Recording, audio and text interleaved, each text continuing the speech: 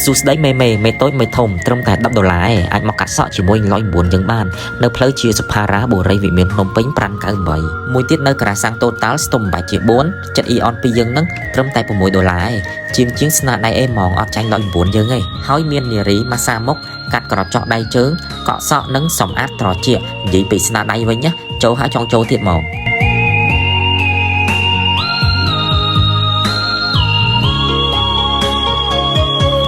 រឿងរ៉ាវចាស់ចាស់អរគុណច្រើនពីខ្ញុំ109កុំភ្លេចចាស់109យើងហ្នឹងសួស្តីមេតូចមេធំត្រឹមតែ$10អាចមកកាត់សក់ជាមួយ109យើងបាននៅផ្លូវជាសុផារ៉ាបូរីវិមានភ្នំពេញ598មួយទៀតនៅការ៉ាសាំងតូតាល់ស្ទុំបែជា4ចិត្តអ៊ីអន2យើងនឹងត្រឹមតែ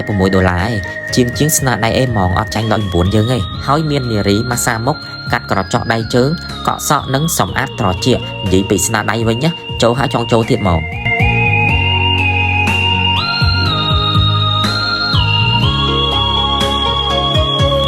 រឿងរ៉ាវចាស់ចាស់អរគុណច្រើនពីខ្ញុំ109កុំភ្លេចចាស់109យើងហ្នឹង